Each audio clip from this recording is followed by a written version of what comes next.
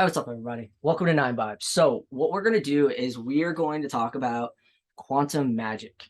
All right. I talked a little bit about the double slit experiment. Now what I want to do is I want to touch on quantum magic. And the reason I want to touch on quantum magic is because whether you're calling it magic, whether you're calling it quantum, whether you're calling it technology, whether you're calling it ambient energy, whether you're calling it energy, or whether you're calling it ether, it's all the exact same thing. It's all the exact same thing. Okay. Quantum magic, right? We're going to call it Q Magick. All right, we're going to do the CK because of the fact that we're talking about something ancient, and that's how they spelled it. So I want to keep with that. Okay, so what we want to do is we want to understand what is Q Magick. And this is the greatest part because it's very simple. Q Magick is sunlight. That's it. It's sunlight. The cosmic rays that come from the sun end up hitting Earth, right? So we'll just draw a little Earth here.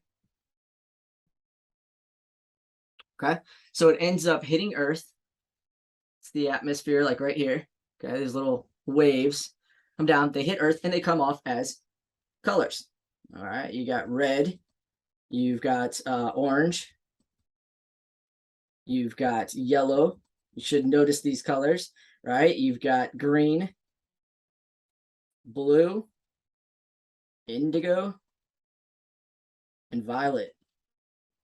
Okay, these are also your chakras. As you know, you've got your root, which is going to be red. You got your sacral, which is going to be orange. You got your solar plexus, which is yellow. You have your heart, which is green. You have your blue, which is your throat. You have your indigo third eye, and your violet, which is your crown. So these light waves that are coming are also called frequencies. All right. And anybody that knows Tesla knows this is a key point. These are called frequencies. So let me make this very clear. You don't see red, orange, yellow, green, blue, indigo, or violet because that's what these are. You see frequencies, okay? So for instance, 396 hertz is what we're going to go with for red at this point. Now there's a deviation between these, but we're going to go with this for right now. 396 hertz is the frequency that is coming from the sun, okay? It is the solar cosmic frequency. When you are a child, you are taught a red apple, okay? A red apple is red. That's what you're taught. So they hold a little apple. I'm like the worst drawer of this. All right, they hold a little apple and they say, this is red. And so your brain goes, oh, okay, this frequency is associated with the color red. And you do this all the time. But if for whatever reason you wanted to see how this reversed, is teach a child and hold up a red apple and tell them it's blue. What will happen is their brain in their cortex is going to change around that information, and it is going to then perceive everything that everyone else sees as red as blue. Okay, so if you ever want to change the things that you're looking at, right, the magic that you talk about, the very first thing you have to do is you have to stop seeing it as the color you were taught. That's the most difficult thing about it, is that first you have to understand that color is not universal. Okay, what I see as red is not the same as what someone else sees as red. It's just the closest to the frequency. That's the whole entire point, is that there is a gauge from one end to the other of what red can look like. So we're all in agreement that we're seeing red, but every single one of us is seeing it as a different color. It's whatever your brain associated with that frequency. So the sun sends out these frequencies and it ends up hitting Earth. Everything on Earth, okay, from objects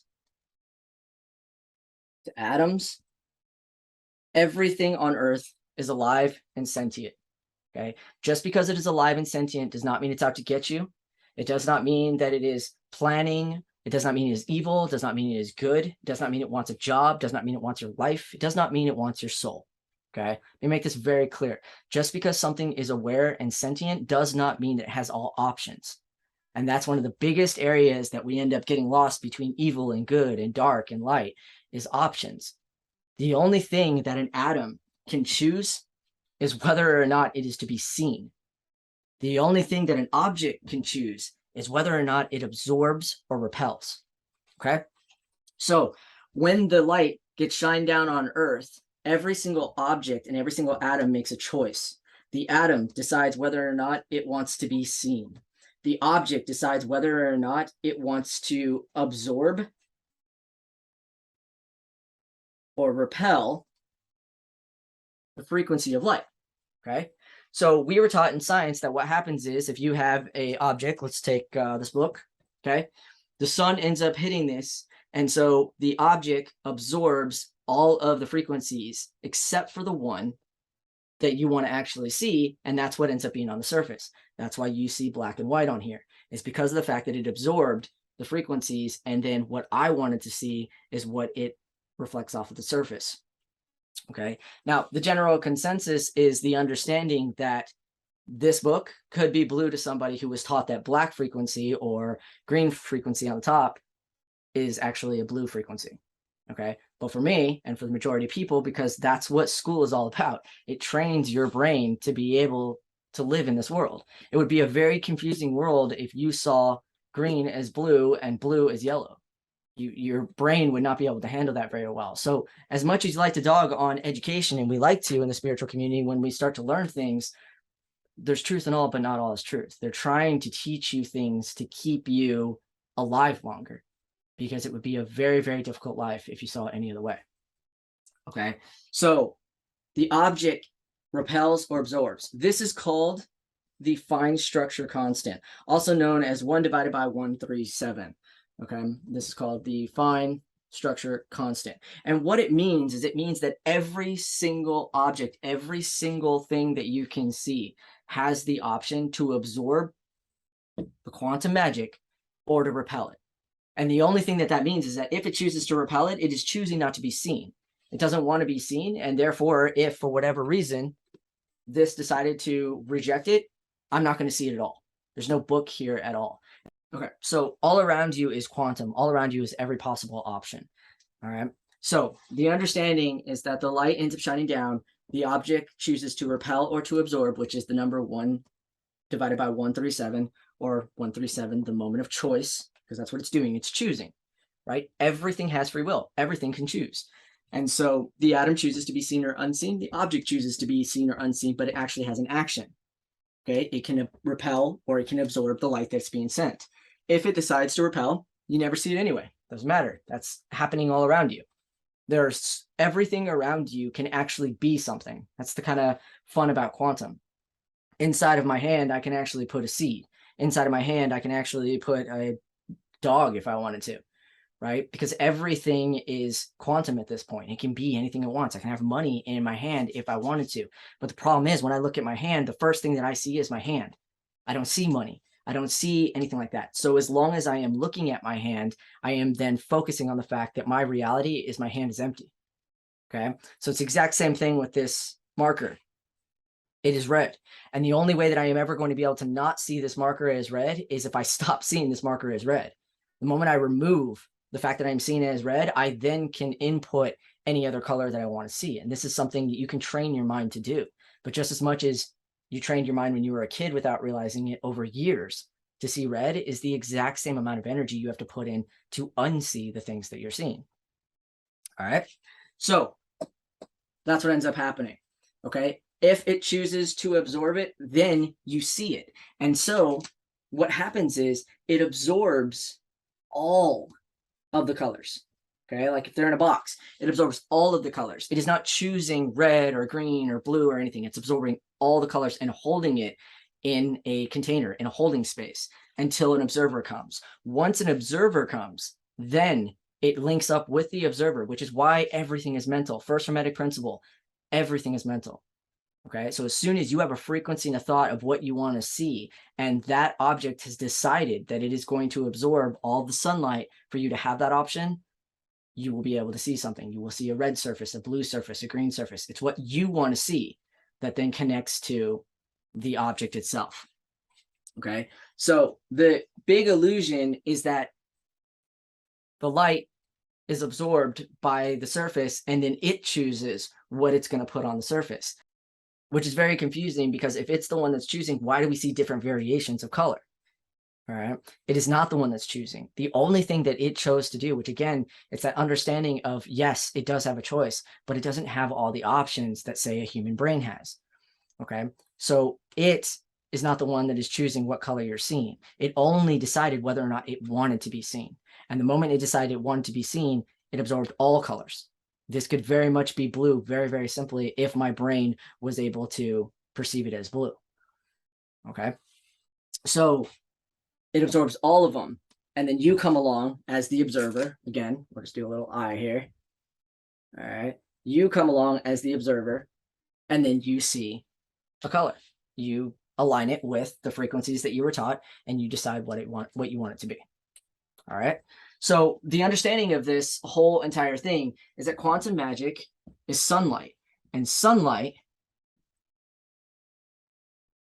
is universal. It's been throughout all of history, which means that just because we use computers to try to understand quantum magic, because that's exactly what we're doing. Quantum computers, or even just regular computers, use binary code. Binary code was our way of basically creating a device that pulled the quantum magic that is all around and ended up creating something from it. Okay, so in this situation, what is happening is the sunlight is shining down on Earth. Earth has all of these minerals and all of these things that absorb the sunlight. For instance, gold, diamonds, these are all things that chose to absorb the sunlight, and then due to our observations became valuable. All right, there are certain elements that absorb more sunlight than other elements. Gold is an amplifier of that. That's why it is so rare. That is why it is so important, is because it absorbed all of the frequencies and it amplifies those frequencies. Okay, that's why there's no gold color in here when it comes to red, orange, yellow, green, blue, indigo, and violet. There is no gold. You can say that it's between yellow and orange, which is exactly the point. The point is that it is not a specific, it amplifies a new frequency. Diamonds are absolutely fascinating because of the fact that as coal themselves, they absorb all of the frequencies. It is black, which means that it has the ability to pull in all of those frequencies. And so when it chooses to pull in all of those frequencies, only until you add pressure and fire to coal does it actually turn into a diamond. Once it turns into a diamond, then we add the value to it. So we're constantly choosing the things that have value and don't have value in our lives. All right. So everybody throughout all of history has had quantum magic. And if you want to understand the pyramids, if you want to understand Egypt, if you want to understand Greece, if you want to understand Pythagoras, if you want to understand Plato, if you want to understand Jesus, this is what you want to understand. You want to understand that quantum magic has always been around and is still around. The only difference between back then and now is that you use this to tap into your quantum magic versus the fact that you could have created any device. Any device that was created would allow you to actually tap into quantum magic. Just a matter of what you create. So in our situation, we created binary. Binary is the understanding of ones and zeros. Okay, we created a whole entire mathematical computational system that is just one and zeros. One is on, zero is off. Okay, so it was very simple. It was the understanding that if you had a box, okay, so let's say you wanted it to type the, okay, you wanted it to type the. So what it's going to do is it's going to send a signal to the keyboard. The keyboard is going to send a signal back that is going to say it's either on or off. If it is on, then you can type. If it is off, then you cannot. So these were the basics and the starting of binary. It's very simple. It was just on and off, on and off. Quantum computers are when we upgraded and we went from on, off, or a third option. All right, that's what we're talking about in this. All right, so I'm going to go ahead and wrap up at this point. Get your 9 vibes lined.